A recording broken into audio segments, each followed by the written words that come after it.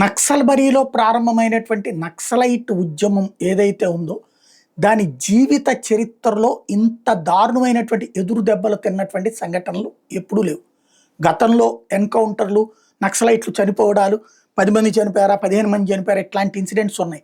But అగ్రనాయకుల్ని ఇంత పెద్ద ఎత్తున కోల్పోవడం టోటల్ నక్సలిజంకే అతి పెద్దదైనటువంటి దెబ్బ, 70-80% దెబ్బ తినడం అన్నటువంటిది మొదటిసారి జరుగుతుంది.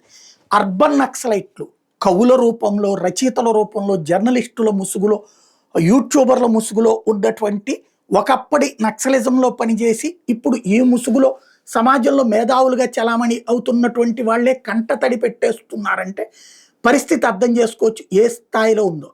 ఒకటి, నంబాల కేశవరావు ఎన్కౌంటర్ అనేది అసలు వాళ్ళ జీవితంలో ఊహించనిది.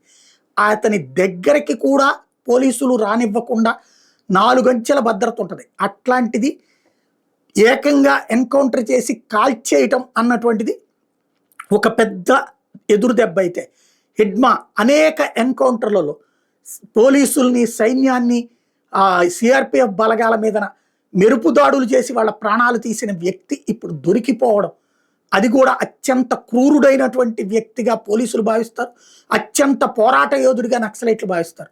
తను దొరికిపోవడం అన్నటువంటిది మరొక సంచలనాత్మకమైనటువంటి అంశం. అయితే అత్యంత బలమైనటువంటి గెరిల్లా కమాండోస్ అనేక మంది ప్రాణాలు కోల్పోవడం.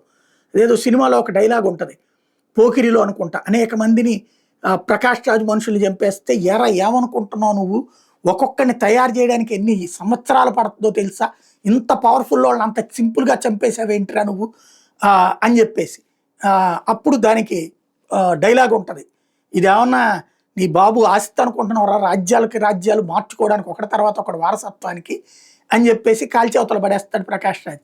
ఇప్పుడు పోలీసులకి నక్సలైట్ల విషయంలో వీళ్ళు తయారు చేయడానికి దశాబ్దాలు పట్టింది ఒక్కొక్కళ్ళని. వ్యూహకర్తలు, యుద్ధ వ్యూహకర్తలు, వ్యూహాల్లోనే వ్యూహ నిపుణులు, ఇట్లాంటి అలాంటి వాళ్ళు అనేక మంది ప్రాణాలు కోల్పోవడం, అనేక మంది లొంగిపోవడం, ఇట్లాంటి పరిణామాలు చివరికి స్వయంగా నక్సలైట్లే మేము శాంతి చర్చలకు సిద్ధం అంటూ చివరికి వీళ్ళ మాటలు వినేటటువంటి కాంగ్రెస్, కమ్యూనిస్టుల చేత ప్రకటనలు చేపిస్తున్నా ఏమాత్రం పట్టించుకోకుండా లేపవతల పడేస్తున్నటువంటి ప్రభుత్వ యంత్రాంగపు దెబ్బ జీవితంలో ఊహించినటువంటిది నక్సలైట్లకి తగులుతున్నటువంటి ఎదురు దెబ్బలు.